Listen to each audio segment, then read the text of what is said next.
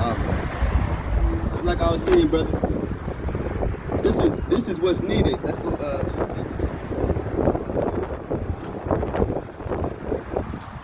Because Yahweh Shai had gave us signs of the times that we're going to be living in, so that we could prepare ourselves.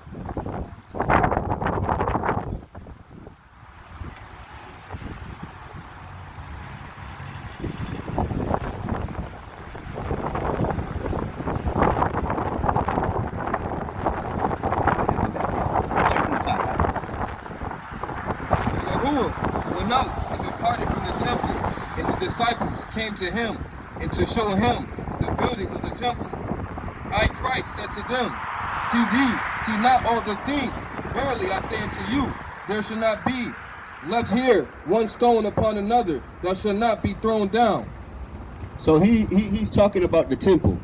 He's saying he's giving a prophecy and saying that the temple of the Most High will be thrown down, right? So what is the temple of the Most High?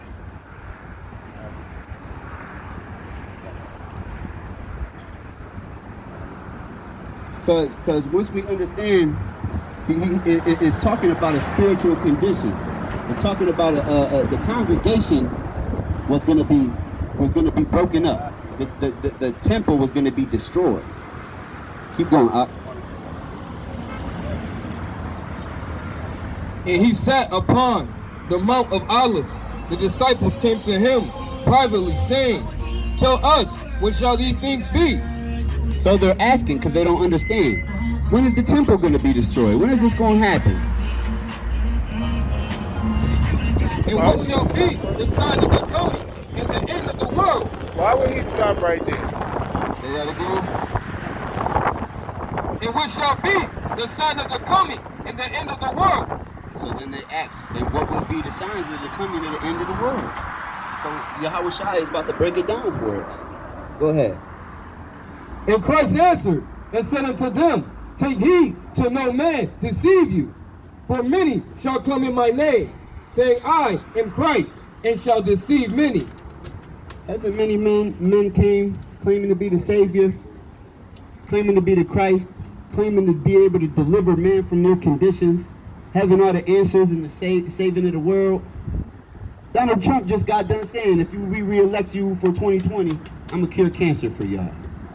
He's thinking he's going to perform signs and miracles, which we already know they already have the cure for cancer. You know what I'm saying? But it's just to show the deception of how they place themselves in the place of the Most High. Continue. And ye shall hear of wars and rumors of wars. Can you turn on the news without hearing of wars and rumors of wars?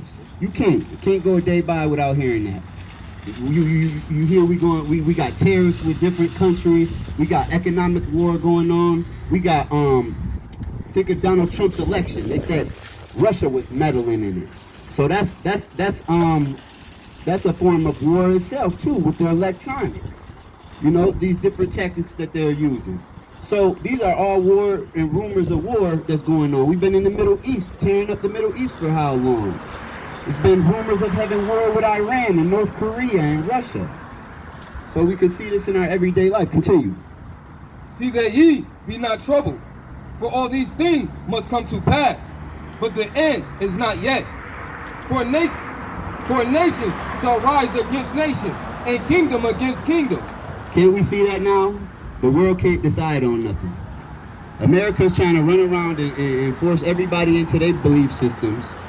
And the nations are divided. Some are socialists, some are communists. We got democratics. So, bring that out again, the last part.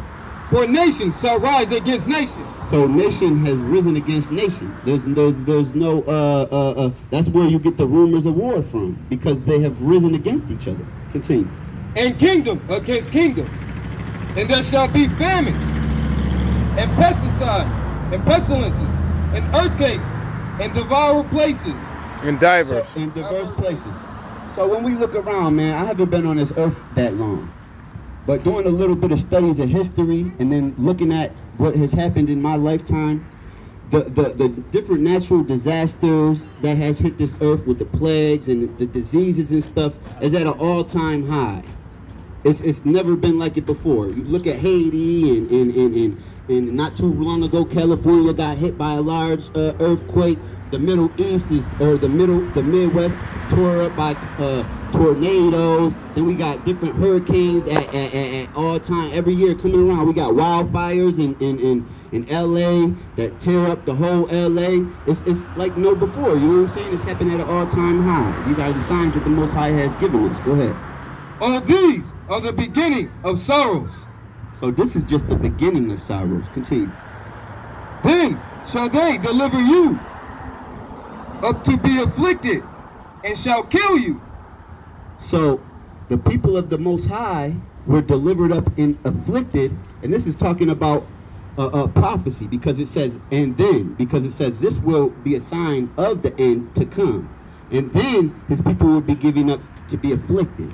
So when you come back to your lost, when you come back to knowing who you are, it's going to be you know that when it's a mass awakening, we know that soon after there's going to be an affliction to follow that.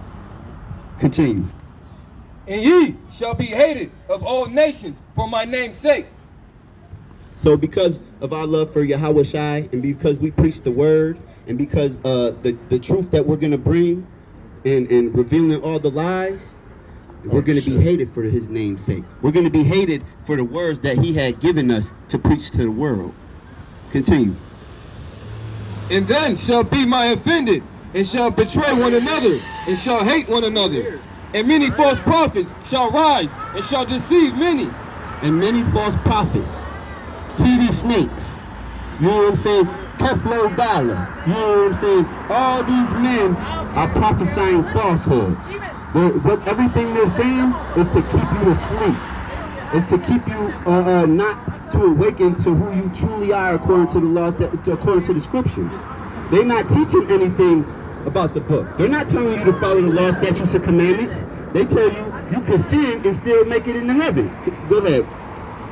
Matthew chapter 24, verse 6. And ye shall hear of wars and rumor of wars. See that ye be troubled, for all these things must come to pass, but the end is not yet. Oh, this yeah. So, continue.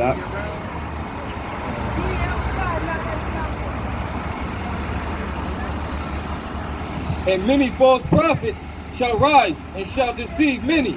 And because iniquities shall abound, the love of many shall wax cold.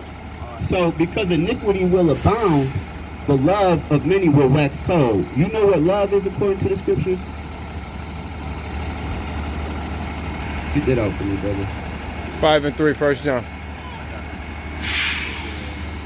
Because love is not just a funny emotion. Oh, I could just say I love you, and that means that's love. No, love is an action word. So you have to produce certain actions to exhibit your love for a person. Continue. This is 1 John chapter 5, verse 3. For this is the love of God, that we keep his commandments.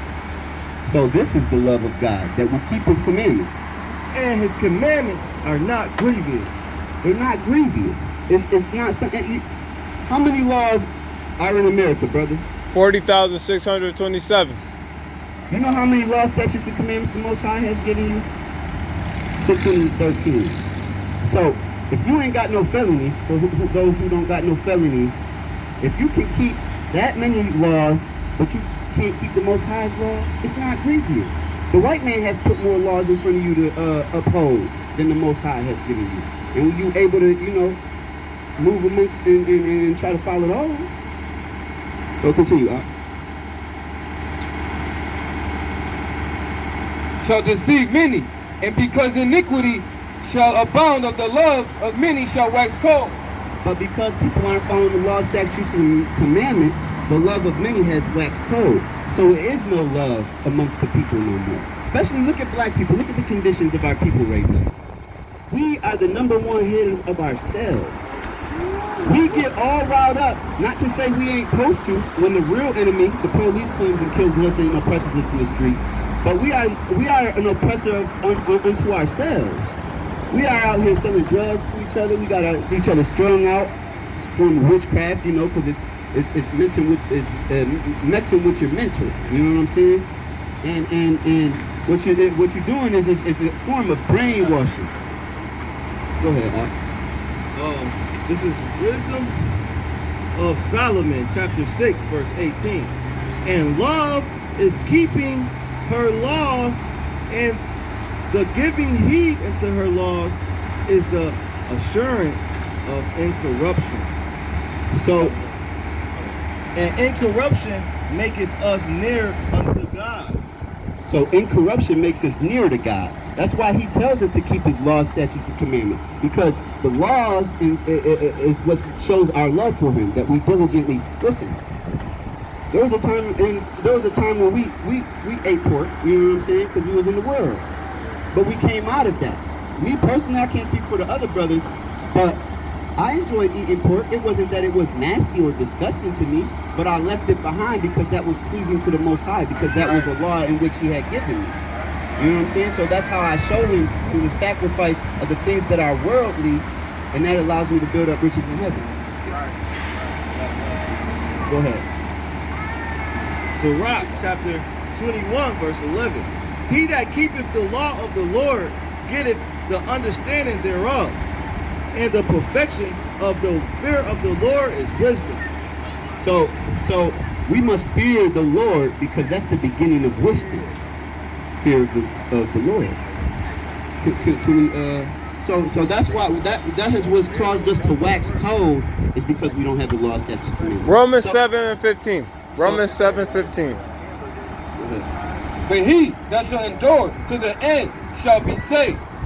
So him that will go through that struggle, he'll go through them sacrifices, keeping the law, statutes, and commandments. Him who will endure to the end will what? Be saved. Be saved. So you just got the key to salvation right there. You know what I'm saying? That is one of the keys to salvation.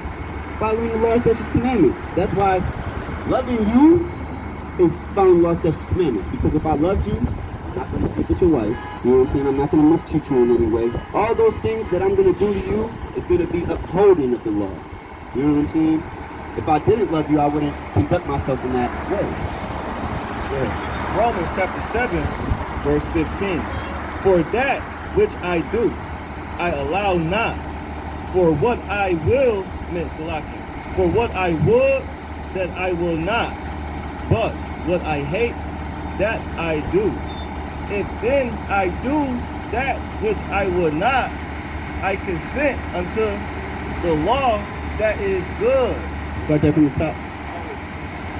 Start that from the top. 17.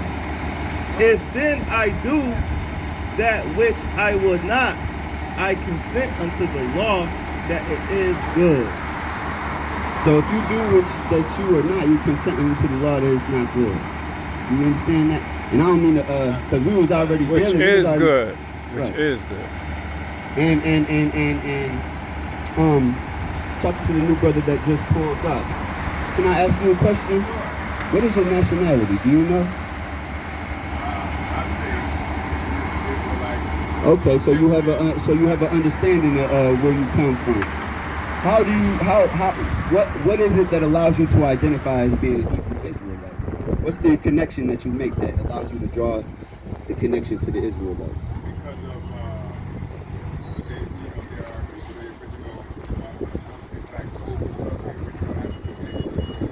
original We're not Africans, but we came from that region of the world. You know what I'm saying?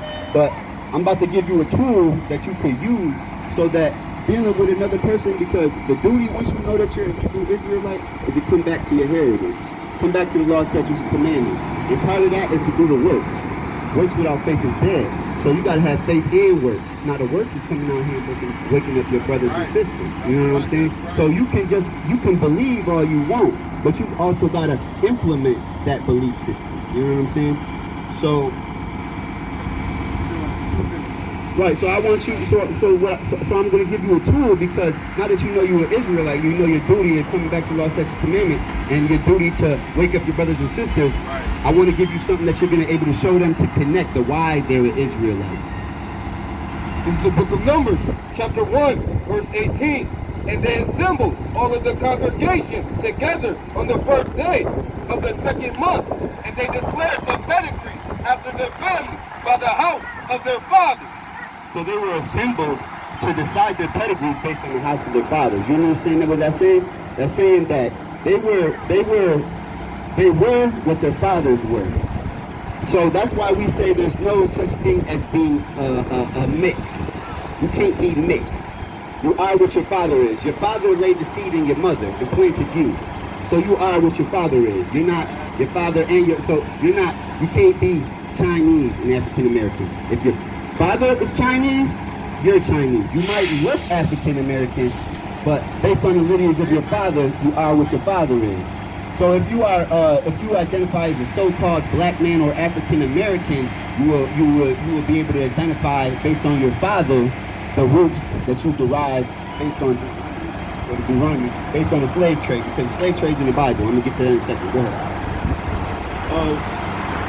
I just wanted to elaborate on what the brother was saying, because people think, oh well, how am I just the seed of my father? Well, when you're talking about seed, you're dealing with nationality.